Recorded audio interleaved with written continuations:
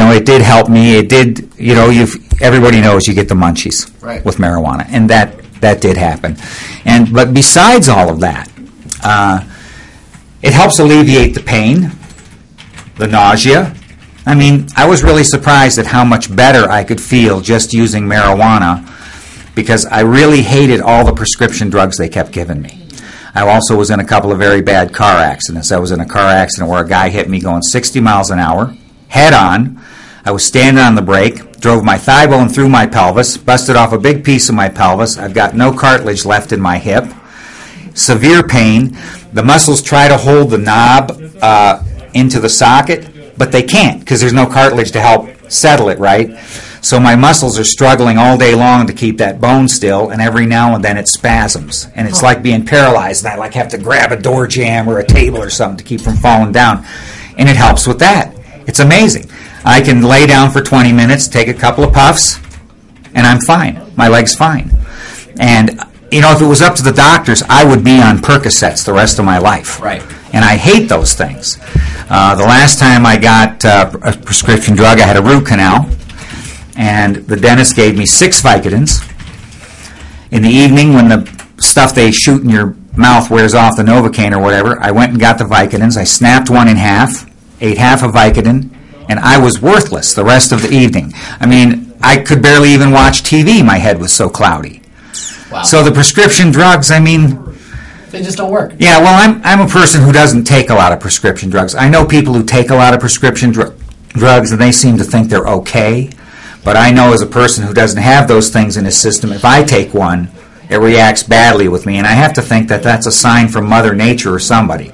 That's my body or somebody telling me, this is not good, what you're taking. Even though your doctor prescribed it and some big fancy company made it and put it in a cute little bottle, it's no good. It's poison. A lot of that stuff is poisonous. So what I'm getting from you is that you seem like a pretty strong medical marijuana advocate from a patient's perspective, because you have personally had quite the experience and testimonial with a positive experience with medical marijuana. Is that what led you to ask other people to help share their experiences with medical marijuana? Yeah, that's kind of how this came about. I mean, I mentioned my previous activism. I mean, it's not like I was one of the Chicago 7 or anything like that, but I have, kept my eyes open about politics through the years, and this became very interesting to me when I learned last July that the Colorado Department of Health got shot down for the third time on this ridiculous group of rules they wanted to implement.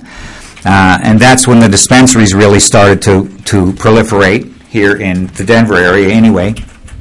And I said, this is very interesting. I mean, I've known this a long time, and I've got a lot of friends. We've all known this. We don't talk about it. It's not a big topic. But now all of a sudden it's on the news all the time. So we thought, well, this is great. Let's go to some of these rallies and stuff. I mean, our time has come. We've been waiting 30 years for this, right? So we go to the rallies, and I am telling you, they just pissed us off. All the politicians who got up and talked, 2-1, had mostly negative things to say about marijuana.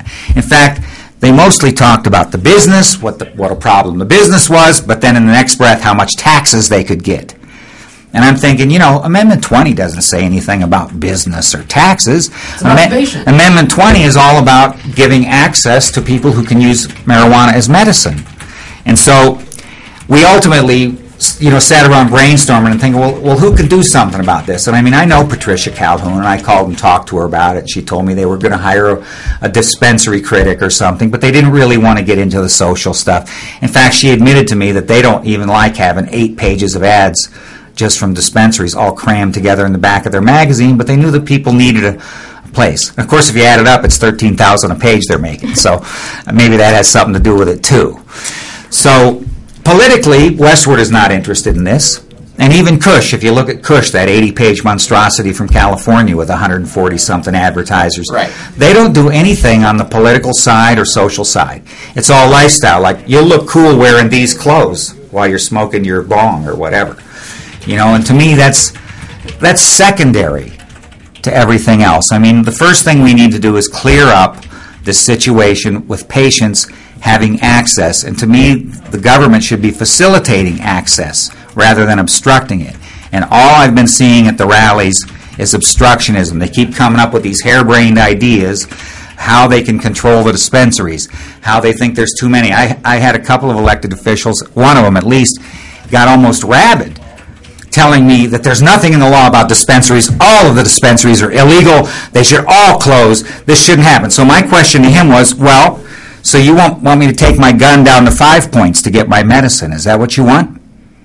And then he's like, well, no, that's not what I'm saying. I said, yeah, that is what you're saying. If I can't go to a dispensary and be comfortable and safe and maybe get some advice about the type of medicine I should take, I'm in an alley somewhere doing an illegal drug transaction.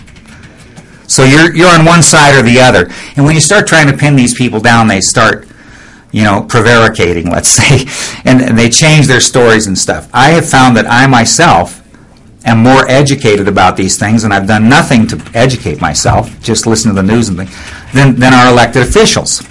So what it boiled down to was some friends of mine and I, just a few friends, decided that the patient is not getting enough airtime in this whole discussion. The patient is being left out. And so we said, what we need to do is we need to somehow bring the patient to the front of this discussion, or at least get them involved in the discussion. Because all they're talking about is dispensaries and taxes, really. And I mean, that's 90% of the dialogue when you go to these political things. So we decided we would do a little magazine. And this is our magazine. And can you show that to the camera? Okay, camera. And so see this camera? That's your magazine, and it's called Mile High Patient. MMJ Patient. MMJ Patient, and it's milehighmmjpatient.com. Is our website, yes. And we have your website pulled up right here. Oh, great. And if we want That's our website. Yeah, and is there anything specific you would like to show us on the website? Let me get to that in a second. Okay.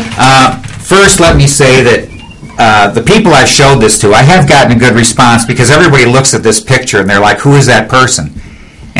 And why does he have a big question mark on his face? And that's exactly the question we want to ask. Who is the medical marijuana patient? Who is it that Amendment 20 talks about, right? And the face of medical marijuana, that's the person you never hear about on the news. The average person, they say in Colorado, is 40 years old, who applies for a medical marijuana card. It's not teenagers wild in the streets. Hear that, Romer? So, yeah, it's just really, it's a lot of older people. I mean, I know a lot of people, my age and in their 50s and older. And they're, none of them are crazy teenage types that are trying to get high or anything. They are all using medical marijuana because they have found it to be more effective than the plethora of prescription drugs their doctors try to foist upon them. Okay. They all know this themselves. The little note I have here at the bottom, I'll read it. In today's debate, news coverage, and comments from our elected and non-elected officials, there is little discussion about patients. So we're going to try to bring the patients to the forefront.